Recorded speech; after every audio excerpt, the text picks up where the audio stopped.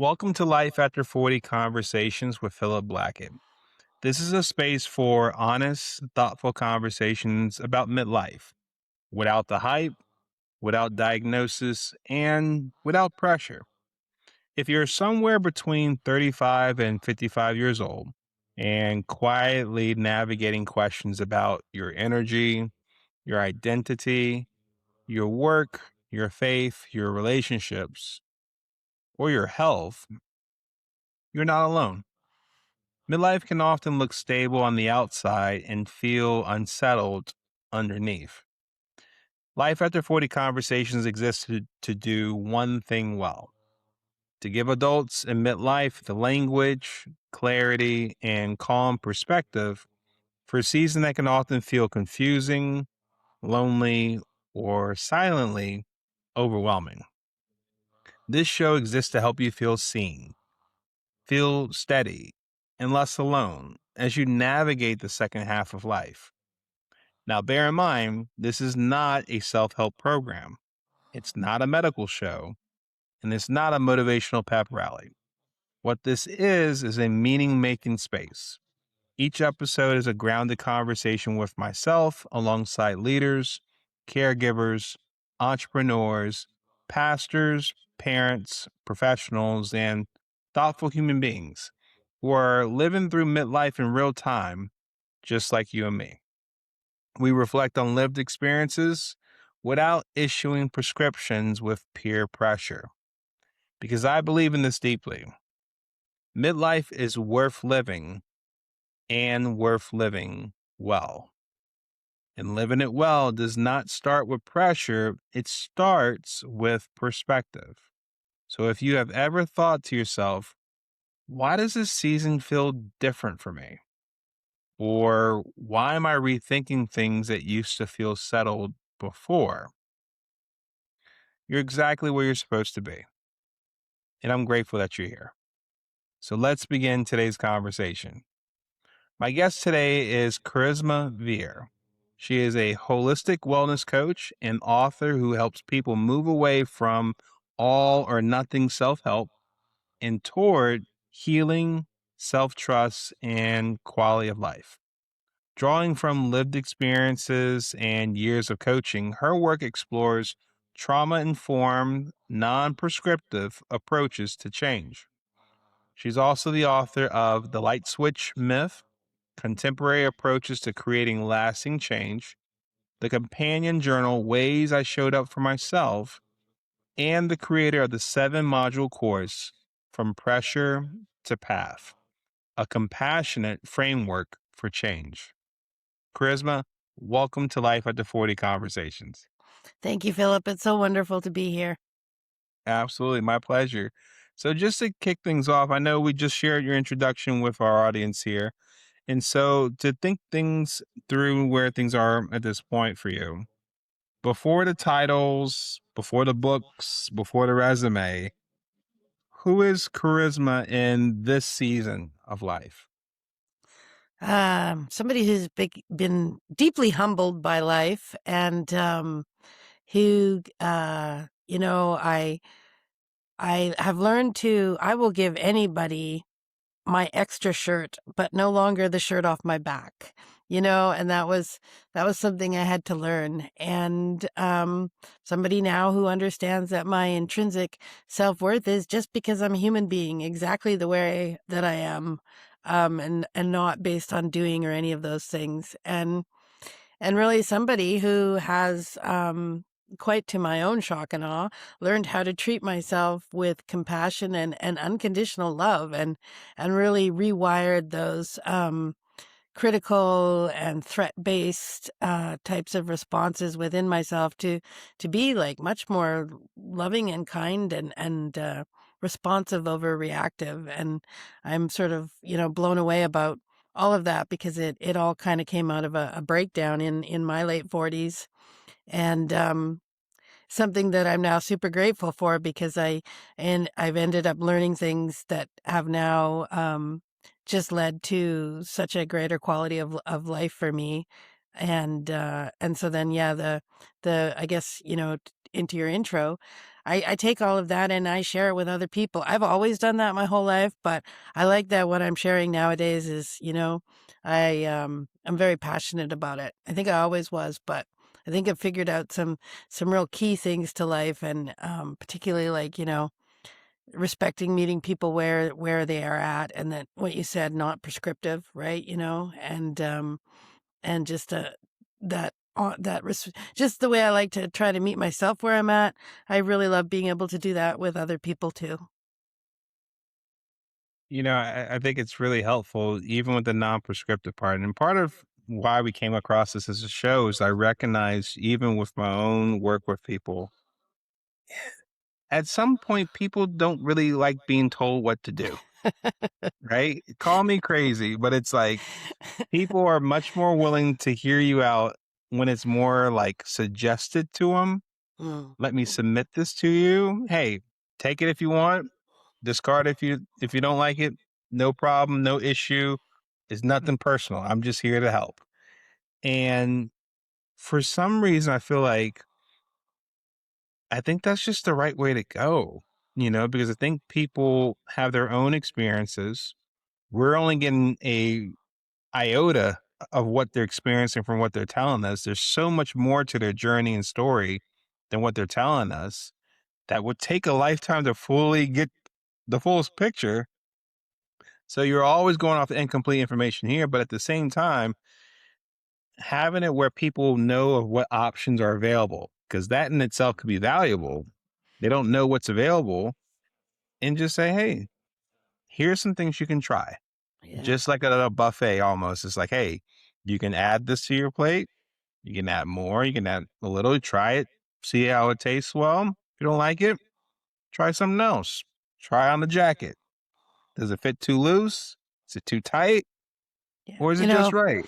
You know? Um, in my own journey, it's kind of funny because I actually like, it was so funny because I've always been so independent. You couldn't tell me what to do, and rarely took advice from anybody.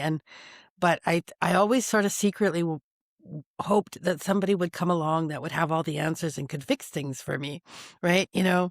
And then when I got deep into doing my own work, I was working with somebody who did exactly that. They met me where I was at, and they helped me figure out, like, what did work for me and what was a fit, and how to take all this information and run it through my own lens to personalize it for myself. And that was almost a humorous journey at sometimes, because I would often be sitting there going, no, just tell me, tell me how to do it. Fix the And problem. yet, right? Like, but the truth is like that just, that only lasts, and it's a trap, if anybody's asking me to do that, to give them the answers, it's just like, they'll accept it for a little bit, but eventually that's going to backfire, because it's not going to be a 100% fit for them, like you said, because of all of those variables. And then I'm going down in flames when they blame me for it not working. You told me this. It's like, no, I just went with what you said. It's just, Yeah, so it's just, it's funny. I think that all of us sort of wish that somebody had the magic wand or the magic answers, but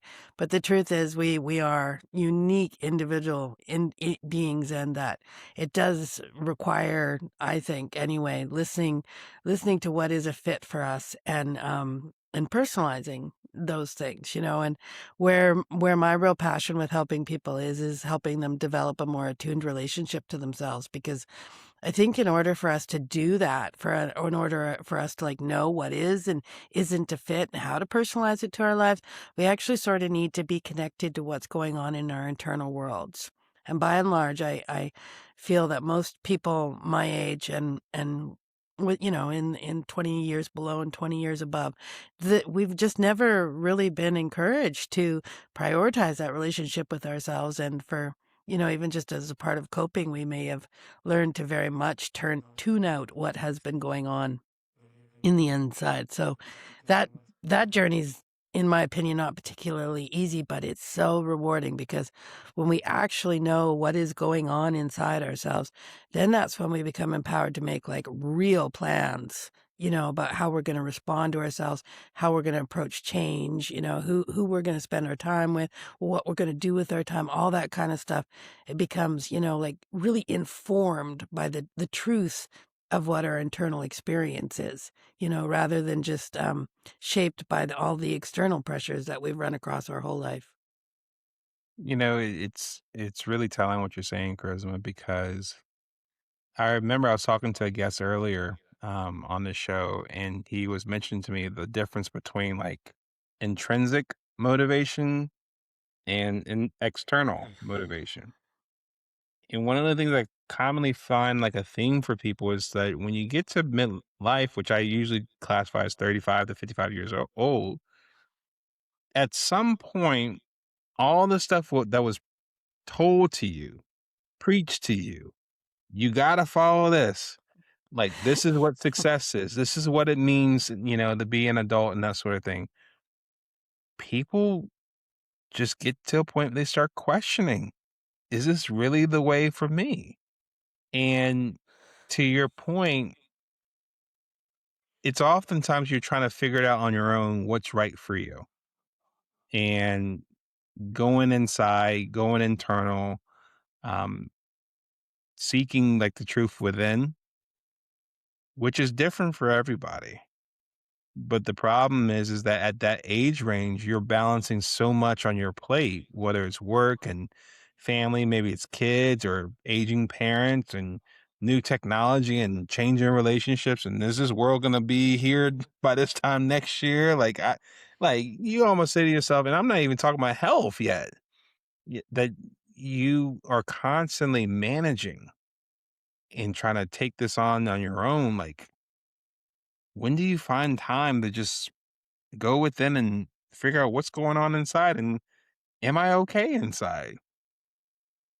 Yeah, I used to. I know that for me, changing the relationship with myself and actually developing that attunement, I thought it was impossible. I really did. I came from a place where I was numbing out a lot, and I had so much anxiety and PTSD and everything else, and it just seemed overwhelming and impossible. And then slowly a bunch of things I was doing started to take hold, but you know really developing that attunement to self is not actually as complicated as I thought, and it doesn't actually take as much time as I thought. So, where I started with it was literally closing my eyes for 30 to 60 seconds a day, and I'd do it once a day. I'd just close my eyes and it'd be like, I would check in physically. Oh, like, oh, my shoulders are up to here, or oh, my legs are really tense, or my feet are like this, or my hands are, it's like just that physical awareness. And then it's like I'd pay attention to my thoughts. Oh, well,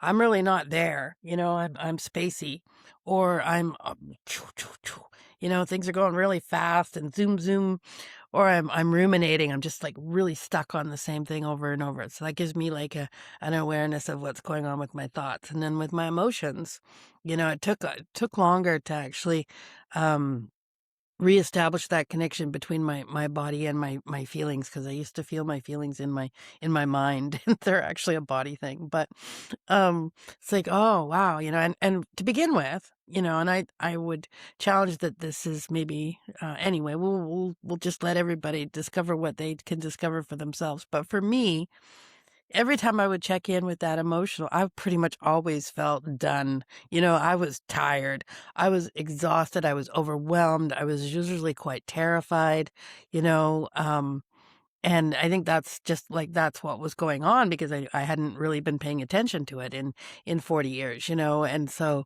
it's just like, oh wow. And the second step to me paying attention, it's like, okay, now I have an understanding of what's happening in my internal environment. Was, I just go, oh wow, you know what? I know you're struggling right now. I love you. I gotcha. And it was that simple. And I was actually surprised at how meaningful me saying that to myself was, and because I'd tried a lot of affirmations and self-love kinds of things that had been taught out there in the world, but I think they never worked because I wasn't actually acknowledging, I wasn't feeling heard and seen by myself. But when I do that check-in and then I go, like I offer that love response, that, hey, yeah, I hear you. You are struggling, my friend. It hit. it hit like so much deeper, and I went from doing that once or twice a day to now I do it throughout the day. It's like, we all have busy lives. So I have different plans today. And, after this, I'll check in with myself. I'll check in with my energy, my capacity, and my emotions. And I'll make the decisions based on the rest of the day, whether or not I want to reschedule things. Maybe I want to add something. And what am I going to do next based on the internal feedback that is going on then? So like it slowly developed from a practice of once a day to multiple times a day, and it's really powerful. And, not to blow my secret, but honestly, like when you're really busy and you're not used to checking in with yourself and everything like that, and it's so easy to stay distracted. I will admit the first place I learned how to do that was in my bathroom breaks, because you're in there, you're by yourself, you have a moment of quiet, right? And that would be where I would do my check-in. Be like, okay, hand on heart. Okay, so I believe in habit stacking, so it's just like, just tie it to something like, and we tend to have privacy, and we calm down a little bit and be a little bit more in our bodies in that particular situation. But like now I do it throughout the day. So I like that a lot. And the image that goes in my head to a certain degree is the thought of how many people take bathroom breaks throughout the day while working, right? And oftentimes, and I've been there before, it's like oftentimes you'll go to the bathroom just to give yourself a breather. I don't want to be seen by anyone. I want to be fully present with how I feel in the moment. And at the same time, think about, okay, when I come out of this stall, how am I coming off? What is my next step? How am I going out the rest of this time until the next time I check in? And I think that's really powerful because you think about it, Charisma, it's like you're essentially operating as like your own advocate, your own best friend, Hmm. your number one supporter that fully knows what's going on with you and acknowledges what's going on and reaffirms that you're loved and you're supported. Like, I got you. And even something as simple as that, like you said, 10 to 30 seconds. People clearly have at least 10 to 30 seconds in the stall when they go to the bathroom. Is that something that could be helpful for people just to be able to have something short and sweet like that to say, hey, that can help me better manage the day. That can help me manage whatever stress I'm facing, whether it's at work or even at home. If the kids allow you privacy in your own bathroom, that might be helpful too for some parents out there. Yeah. Yeah, I've learned that awareness is so powerful, because without awareness, we don't stand a chance of changing anything, right? So that awareness is just, for me, that is like everything. But I've also come to realize, and I really respect this with my clients, is that awareness is double-edged, because, there's been a reason why we have been unaware of those things for the most part, because some of those things we become aware of make us really uncomfortable, or they are very painful, or they are scary, or they are, it's so hard to be with what we've become aware with. One of my favorite personal tools is radical acceptance. So I have that awareness and I go like, and then I was like, okay, radical acceptance. There's things in life that we don't necessarily like, but when we accept it, then we struggle less, because Mhm. if I'm stuck in the what ifs and the denial and all the rest of it, it actually just prolongs my suffering. So I just like radical acceptance, and sometimes I have to practice that over and over and over again with some things. It's like, okay, this sucks, or this is hard, or this is painful, or whatever it is, but at least, at least when I accept the things I become aware of, that I'm empowered to do something about it. So it's just like, okay, but it's sort of like that old song, like, there's an old metaphor about if you're playing cards, you got to play the cards that you're dealt, right? Like, you Mhm. can't play cards you don't have. Right. It's like, so you got to play the cards that you're dealt. So it's like, awareness is great, because it's becoming aware of what the cards are, and then it empowers us to have choice, but it doesn't mean that whole process is going to be like rainbows and unicorns, because Mhm. it's not. Like we might become aware that, oh wow, we're actually very manipulative, or we're very controlling, or we're very I don't know, needy, or any of those things. And nothing that we are is actually bad.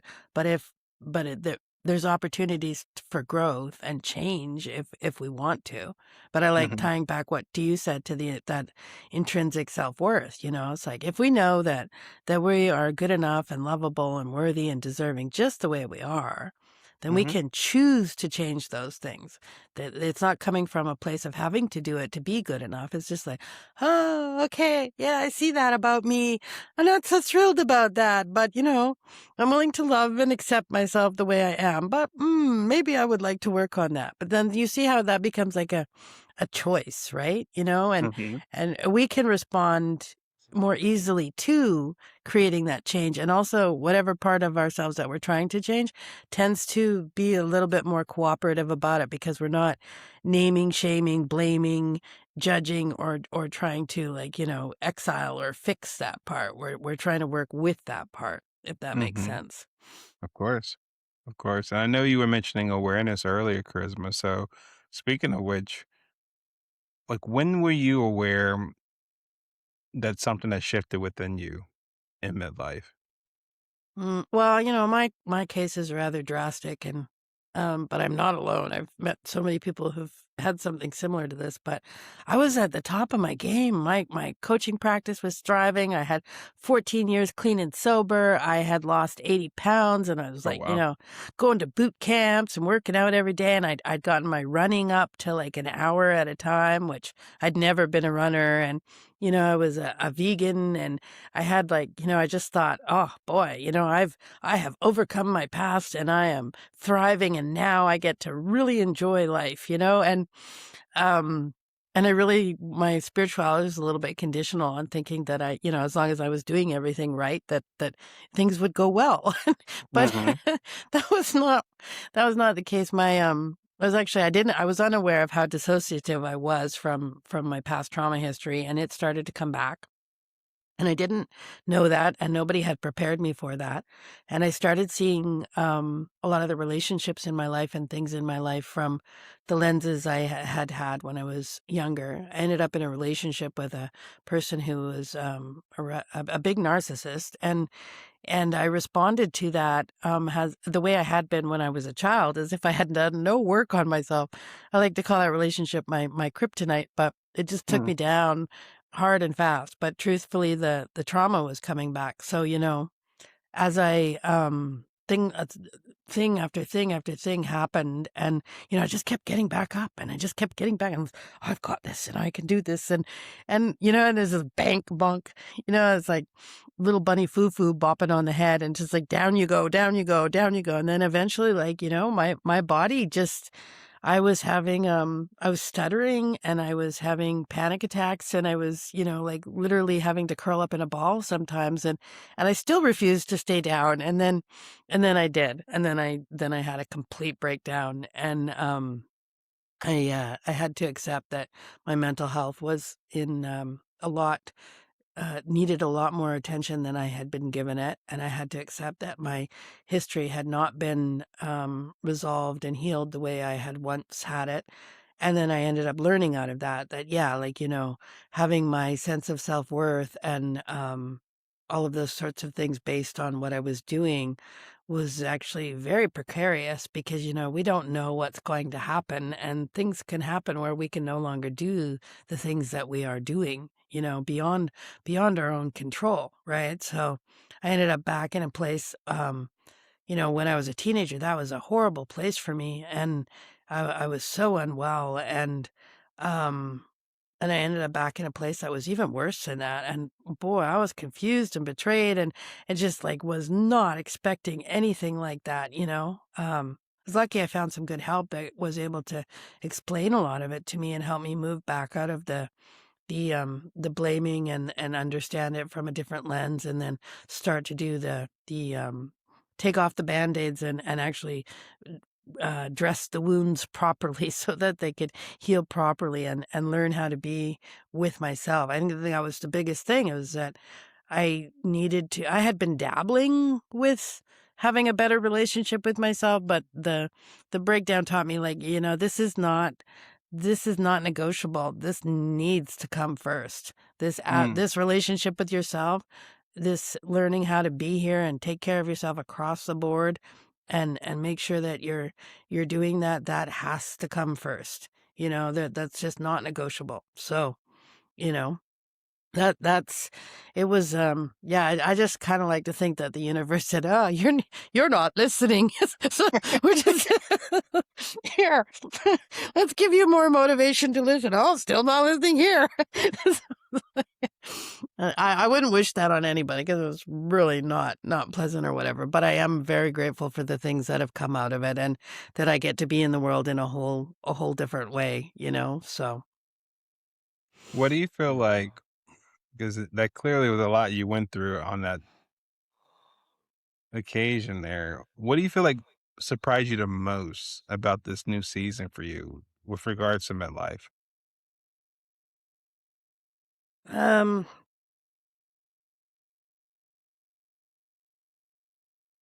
Well, I prioritized relationships my entire life, right? And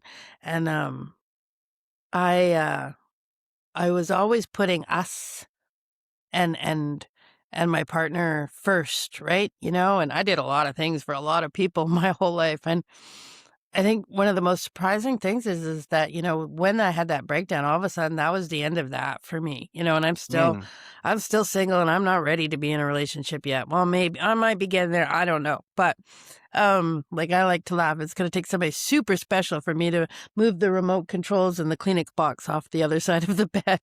But, but that's a whole new me, right? Like, the fact that I like me, I like spending time with me. I actually love me, I as I healed, I got my sense of humor back. I actually developed real patience for the first time in my life. Like, real patience with myself is just like, I can literally say to myself, "Okay, all right, you're not going as fast as you'd like it to be. That's okay. We have time. We can be here, and it's okay." Right? And my creativity, like, the books and the courses and the other things that I have created, like, that has been a part of healing. So this developing a more authentic, genuine, attuned relationship to myself, like, there's been curiosity, creativity, connection, and, like, genuine, unconditional love for myself, and mhm. patience. Like, I don't know about any of you, but that patience word can sometimes be like a 4-letter word, right? It's like, so it's like, yeah, all these beautiful gifts have come out of this that weren't there. And like, I don't know if any of your listeners will relate to this, but I didn't always have a lot. I always had one person in my life I was really close to, but other than that, not really. And it was a big eye opener to me in midlife to understand that, that I had a bigger part in that than I was aware of. I kind of thought, well, there's something wrong with me, or I'm just not people's cup of tea. But I actually wasn't. I always prided myself on being very honest, but truthfully, I wasn't being very honest, because I never actually let people know how I was really feeling, or, how I was really doing. And Mhm, that goes back to that attunement, because if I don't know that I'm hurting or I'm struggling or any of that, then I'm certainly not going to be able to share it with other people. And if I have these walls around me that doesn't really authentically share what's going on with me with other people, it's those connections are going to be limited. So coming to understand that my own part in that.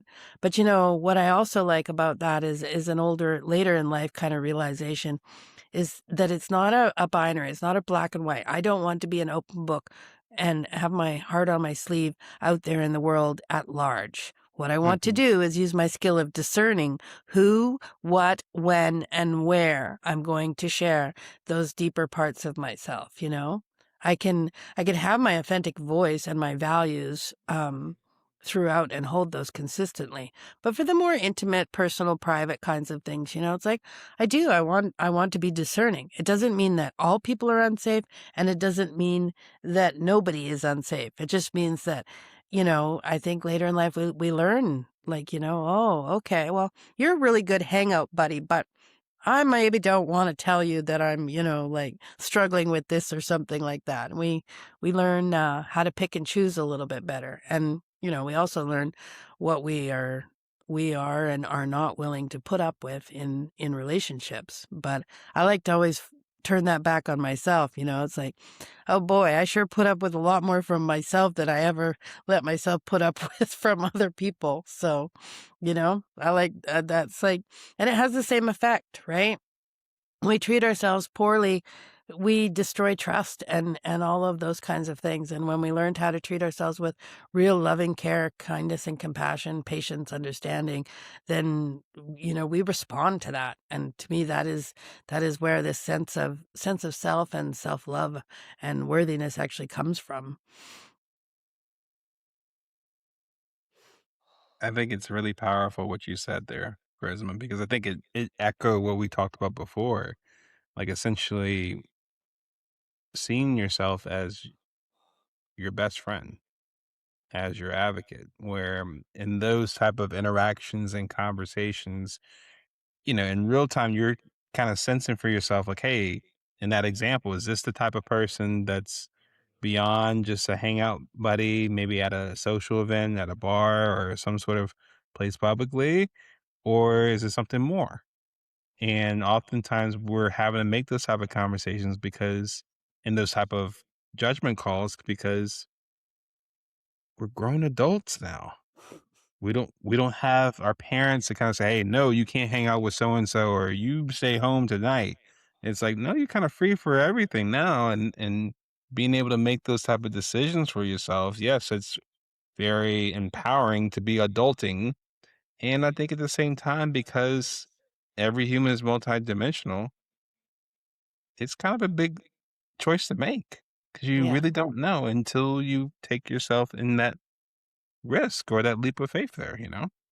I think many of us too, growing up and everything, like we learned all kinds of survival strategies that were in place of actual boundaries and assertive communication.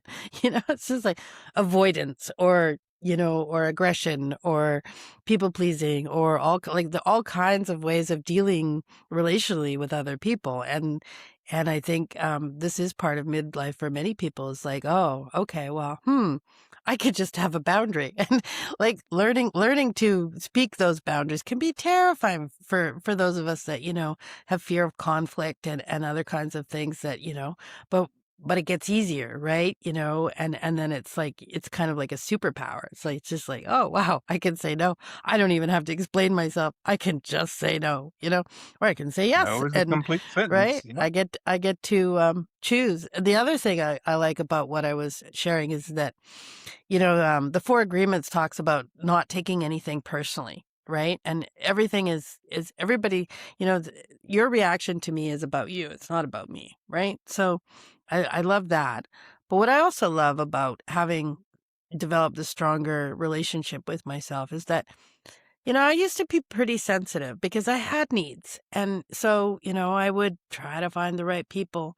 But if you said the wrong thing, if you didn't validate or acknowledge or get it, I'd often feel pretty disappointed, and kind of hurt. And I had these needs and I had these hopes that other people would be able to meet them. And sometimes they did. But then people's capacity and loyalty and commitment changes over time too, right? So it's another thing we're not in control of. So it's like having learned how to give myself a lot of that, it fills the hole a lot. So when I get those sorts of things from other people, it's bonus. Hmm. But when you can't meet me where I'm at and you don't acknowledge something that was really important to me or meaningful to me or anything like that, I can so easily go, that's okay, because I can do that for myself. And because as part of giving that to myself, I have people in my life that will hear, understand me, maybe not perfectly all the time, but particularly if I ask, I said like, hey, Philip, I just need you to listen. Okay. It's just like, okay, Don't tell me Charisma. what to do Okay, next. Charisma. Just listen. Right. And it's like, so I have places like that. So it's kind of neat because it's this different kind of armor. It's not this armor that keeps the world out or keeps me stuck in those hurt places, but it's just like okay, like you could tell me I'm not a good friend or I'm not a good person or any of that, and I'd be just like, well, I understand you feel that way, but inside I'm just like, ha, that's it's too bad you think that because I don't think that, and I know, Mhm. like, I know who I am now. I didn't. That's another big part of the breakdown and the in the midlife is like, I didn't really know who I was. I always thought I should know who I was, but I didn't know who I was. And then this rebuilding that I have done is like, I know who I am. And you know what? You cannot tell me who I am. I might consider what you have to say as feedback, and I'm still open to learning things about what I know about myself, but I have a solid sense of self. And, no matter what the world says, that's not gonna shake it anymore. Right. I think that's really powerful. I think that sort of resilience and, for lack of a better word, that sense of solidarity. Like this is who I am, and I am loving who I am, and it is irrespective of whether or not someone else does or not, because the people pleasing stage has come and gone. Um, I could definitely appreciate that. It's one that I can only imagine. From what you said about your breakdown that happened with what was going on there, that if you kept going down that path you were going on, could that breakdown happen more than once? But now, like where you're at now, it's like you're taking on a new stance, and that's more loving of self. It's more natural. I can sense here. It's more fun. And so I'm just curious when you think about where things are for you now, Charisma, like what are some of the beliefs or habits or rhythms of yours that are now non-negotiable for you at this stage of life now? Mhm. Well, everything I do, I put integrity first. Do no harm and integrity first. And I'm out there on social media and in different places and, being marketed to and suggested this and that. And it's just like, I don't care. Like I would love to make lots of money, but you know what? I'm going to live by my integrity. I kind of always did, but like I really am solid in it now, and I do things the right way, and that's my right way, I don't do things half. We won't use that word, what I mean? I put my full into no matter what. Like, I did a brochure for a wellness fair. I spent 13 hours on it. But here's the thing. It wasn't from a perfectionist or a need to get it right. It was from my creative heart. It was from a place of Okay. care. It was that, okay, this is representing towards wellness coaching. This is representing my wellness hub and my resources and my voice. So I just kept, it was a work of art for me. It was a work of love. It was just like, this is going to reflect me. And so I just kind of kept working on it until it reflected what I wanted to, right? And I kind of refused to do things the way that other people's might say that I should be doing it. Cause I don't know, I'm doing all of this for me. I rejoice in like finding one reader, or I am on Kindle Unlimited with many of my books, and I'll log into my report and I'll see that somebody's reading one of my books at like 3 o'clock in the morning, and I'm like, woo-hoo-hoo-hoo. And then, like, that's not about the 30 cents I just made. That's because it's like, yay, somebody's reading what I've created something, I put it into the world, and it's found somebody, and each and every review I get, I read, and it just fills me up. It just fills me up. And um, for a while, I was compromised. My addiction in my younger years, and when the trauma was really limiting my capacity, a lot of my life. But I've always, I think, since I was a teenager, it's a paraphrase of a Gandhi thing. It's like, be the change that you seek in the world. And I get to do that. I was, when I first published my first book, I was I had given it to a lot of friends and family, right? And as is the case apparently for many indie authors, none of them were reading the book and none of them were leaving reviews, right?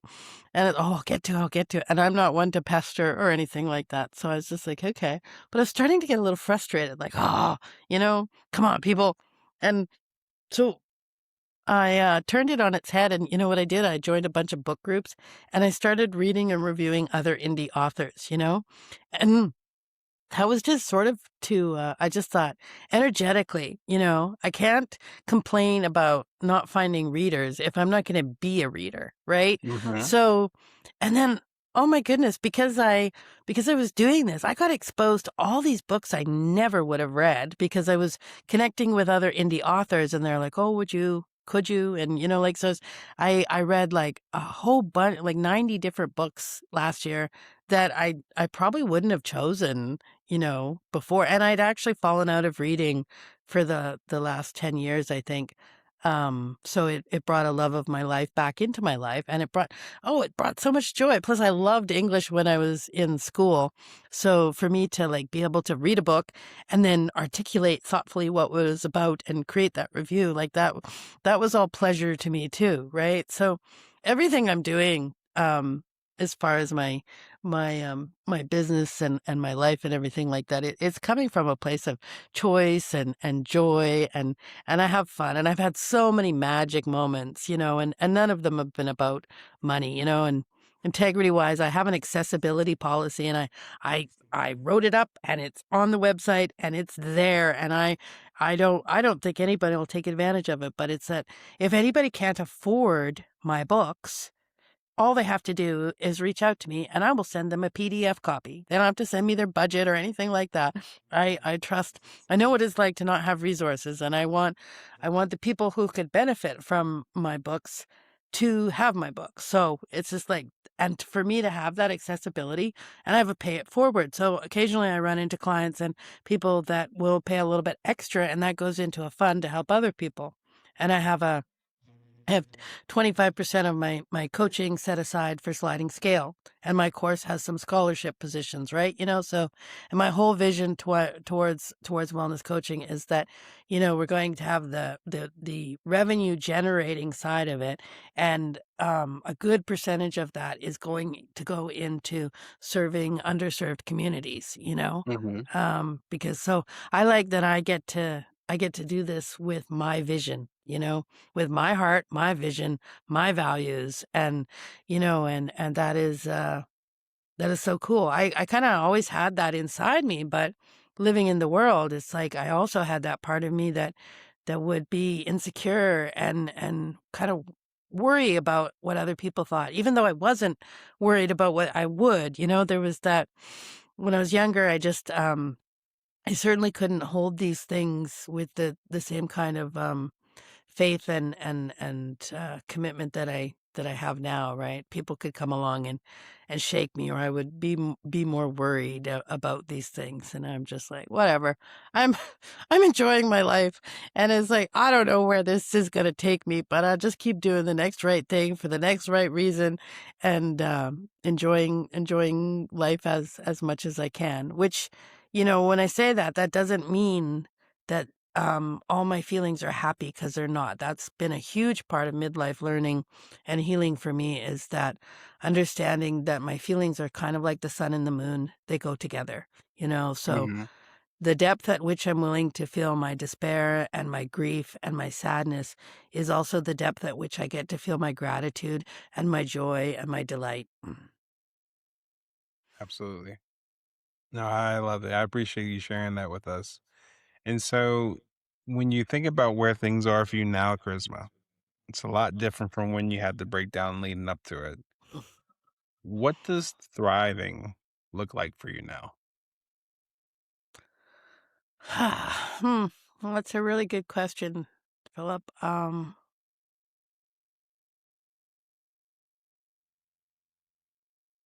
All right, this might sound a little bit weird because it's not what I used to think thriving, because I used to think thriving was unicorns and rainbows and happily ever after, right? And Mm-hmm. this state of balance that was like this. But, now what it is that life, there's a lot of things I'm not in control of. and life does this, but I'm able to kind of go like this, like I lean a little this way, I lean a little this way. I like that when the pain and the trauma and the other things that I'm working through come up, yeah, it's hard. Boy, it's hard, but I'm able to meet myself with some love, care, and compassion. My coping strategies are no longer ones that had additional costs, Mhm. including extra guilt and shame. They're actually pretty good, My worst case scenario is I curl up with my pillow and my teddy bear and I watch some Netflix, right? And best case, I'm having a bubble bath and cooking something healthy or comforting. And um so I have a range of skills and coping strategies that I can use when times are difficult. Mhm. And I think for me, thriving is that my heart is opening, and it's still in the process of opening when it comes to uh, interpersonal relationships in my life. In some cases, I have the world of heart for my clients and other kinds of places, but I'm still doing my own healing, and that's okay. So, but I think thriving for me is so much about being able to meet myself where I'm at with Mhm. unconditional love. It's like not trying to get rid of parts of myself, and boy, what is it an epiphany to realize that, peace peace doesn't come from fixing myself, and it doesn't come from eliminating parts of myself I never liked. It actually comes from like learning how to be in relationship with all of those parts of me that I tried to get rid of. And it's just like Mm. I can now own and and be with love and compassion. And it's like I still want to be at the head of the table, I still want to be the one driving the bus, but Mhm.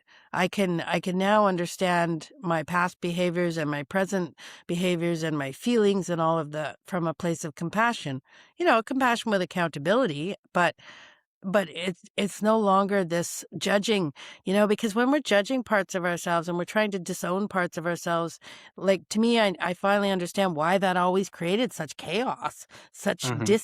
dis-ease, right? Ease.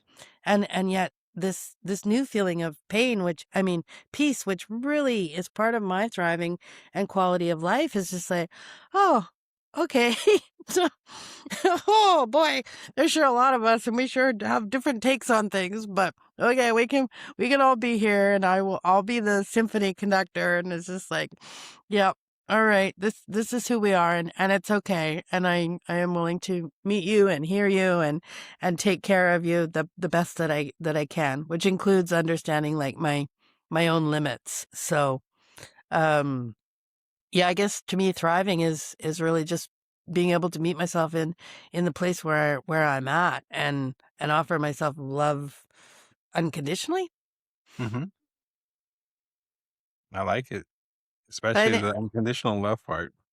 I think the other side of thriving that we're more that we tend to associate is it's true that the more I have offered myself compassion and love and care, like I said earlier, like the creativity is just like coming out of me like waterfalls, right? It's just like I have months where like my head breaks me up at 2-3 o'clock, and it just is got like brilliant ideas in my opinion, and I write them down and I work with them, and and my sense of humor and all of the rest of that is, there's a lightness and a joy that's come into my life that it's not always there when the dark heavy stuff comes up, but I can usually now remember that it is there and that other stuff's gonna pass, and Mhm. so I am truly enjoying my life, and that's kind of cool. It's particularly cool because like I'm single, and I always thought that I needed to have like a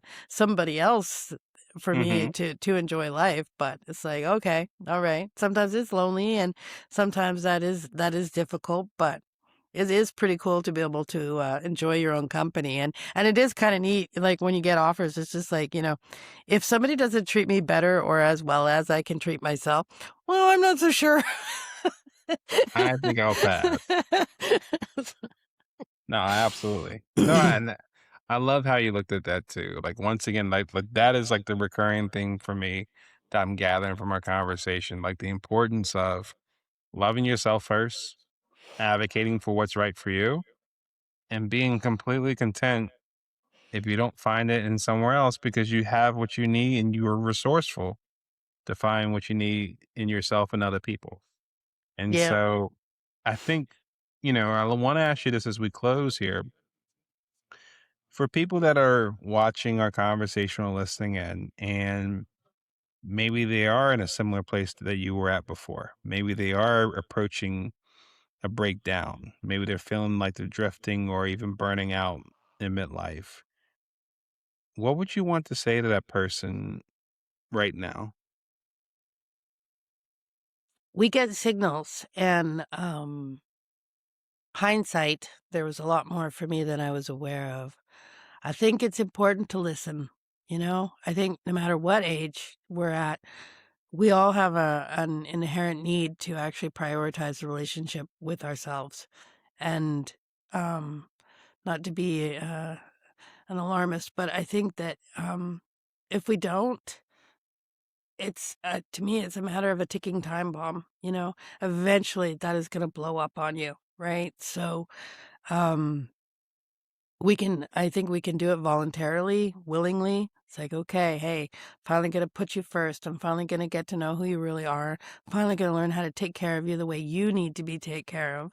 Hmm. Or maybe we'll get a nudge down the road if we drag our feet or decide to be a little bit stubborn about coming around to that. I sort of do think that it's something that maybe we all end up having to face at some point, or maybe not all of us, but a lot of us. Absolutely. I say to that to it's like, I can either drive the train or I can just let the train go off the tracks, right? Change happens, right? Okay, that's what I want to say. Change is happens. It happens no matter, we are not in control of change not happening. So I can either try to direct that change or I can just let that train roll right over me. That's what I say. Sorry. I see.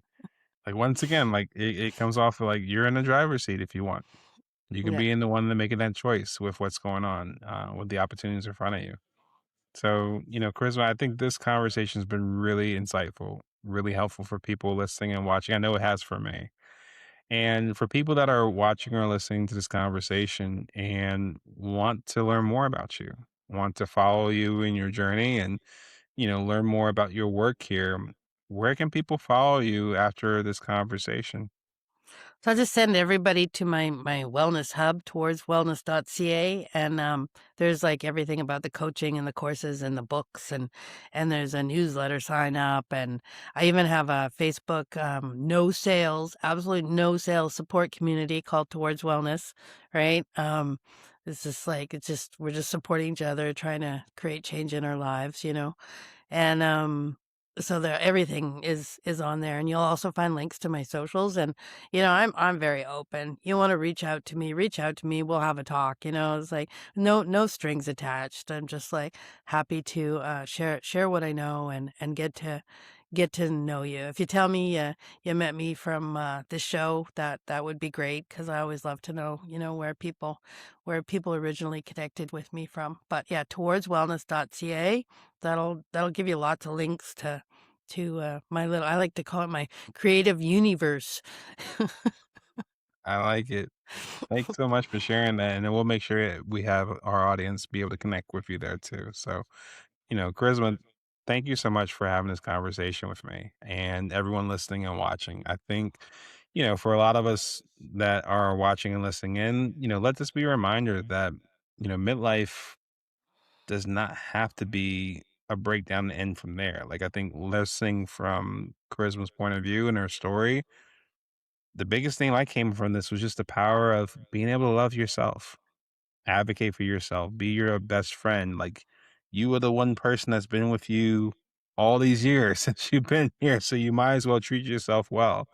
And if there's something that Charisma said here that really resonates with you, really cause you to think more clearly about what's going on with you, or maybe cause you to pay more attention to something you might have been neglecting up to this point, take time to reflect on it, sit on it, learn more about where Charisma is coming from, reach out to her.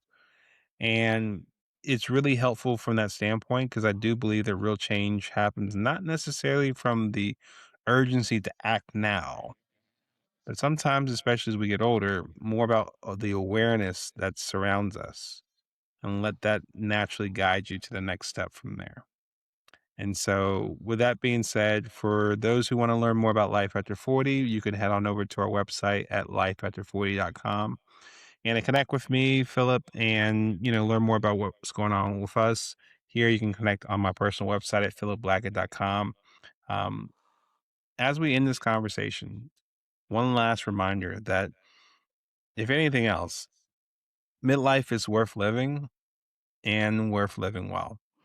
And I truly believe Charisma is a clear testament to that. And so, Charisma, thanks so much for being a part of our conversation here today. It was really helpful, really insightful.